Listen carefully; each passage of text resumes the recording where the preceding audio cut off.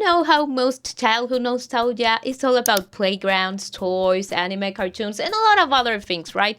Even though I also had those, mine involved a bit more of surviving deadly mosquitoes and playing a daily game of was that a firecracker or a gunshot? Yeah, those were just normal Tuesdays for me. I've been thinking a lot about my childhood lately, and I realized that growing up here has so many things that felt completely normal to me, but might sound so random to everyone else. In case you didn't know, I am from Honduras, a little country from Central America. We actually have some beautiful beaches and really cool nature. Also the white bat, you know, the one that it was super trendy some years ago, it's from here. And also Ruch the bat, it's inspired from that little cute bat. So yeah, Ruch is Honduran.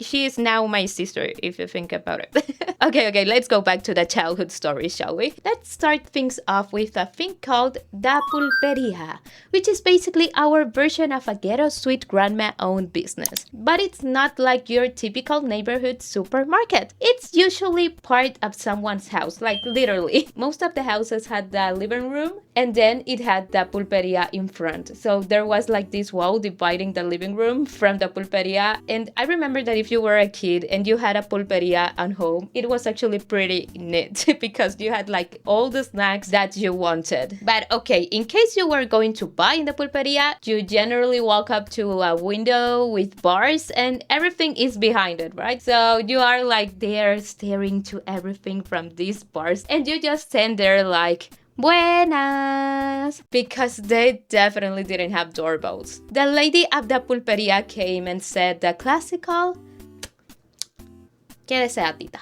Deme una coca y un churrito, porfis. By the way, when we say churros or churritos, we mean chips like Lay's, Doritos, you name it. These are samples, by the way, which are my absolute favorites. Definitely try them if you have the chance. Now, no matter where you are in Honduras, you could be sleeping soundly, everything at peace, but out of nowhere at 2 p.m., you start to hear gunshots. At this point, I still can't always tell the difference between firecrackers and gunshots. And that's because here, a lot of people play with firecrackers during all the year, so it's pretty common to hear them, but you also hear gunshots out of nowhere, like I was telling you. But it happens more or less depending on the neighborhood, and it is so common, like it's part of our life. But now that I think about it and say it out loud, that it's actually kind of scary.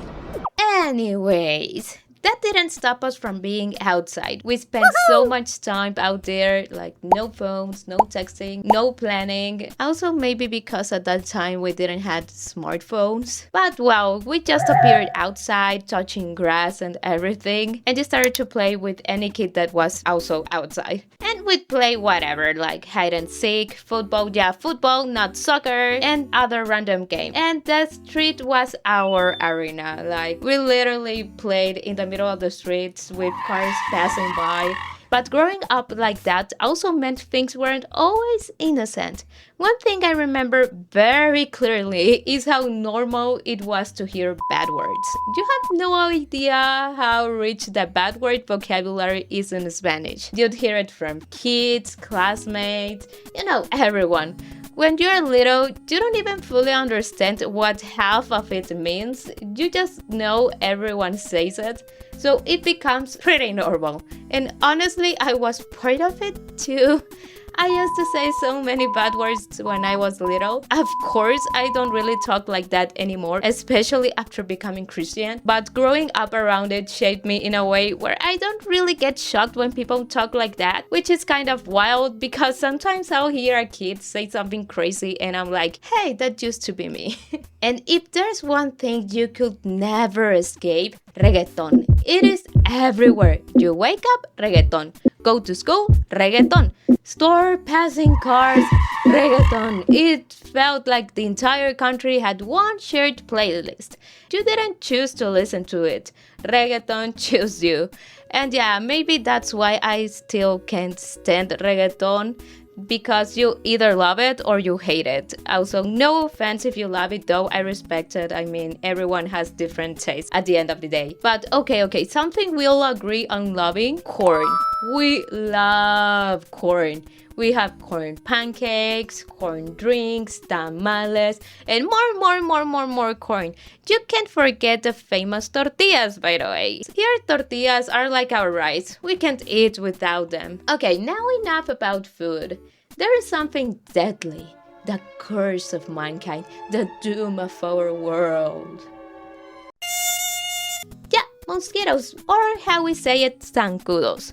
You have to be really careful with them. I remember being genuinely scared of them as a kid. And there's that scene in Lilo and Stitch where Prickly, oh, you know who he is, gets bitten a bunch of times and it's played as a joke, right? But for me, it was actually terrifying because here, that's not unrealistic. A zancudo can carry diseases like dengue and that can actually send you to the hospital. It's something that we take pretty seriously here. Even we have campaigns and a lot of measures to actually avoid the zancudos. And then there's something every kid here had to deal with. School uniforms. It doesn't matter if you go to a private or public school, you have to wear one. And mine, I'm not even gonna lie, it low-key looked like a prison uniform. Black and white, square patterns, yeah, not cute at all.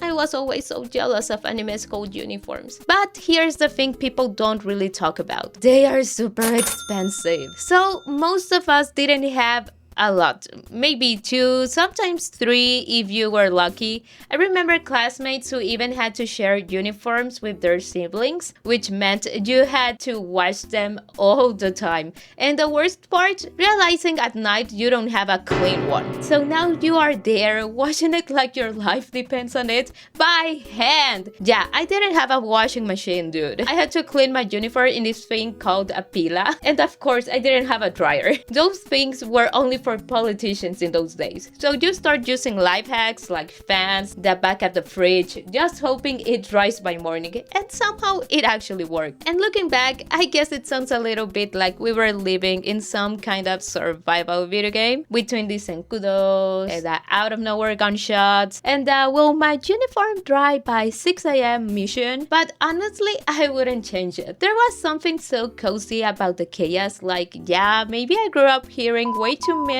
bad words and eating lots of sambos, but I also grew up with the smell of fresh tortillas and playing hide and seek until the sun went down. It is definitely a unique way to grow up, and it's a huge part of who I am today, even if I still don't know the difference between the sound of a firecracker or a gunshot. But now, I want to hear from you. Whether you grew up in Central America or another place of America, or maybe just a complete different corner of the world. What's that one random thing that felt totally normal to you as a kid, but may sound so strange for everyone else? Was there a story I shared that actually shocked you? Or maybe you just want to hear more about life over here. Let me know in the comments. I'm so curious to see if our childhoods were similar or totally different.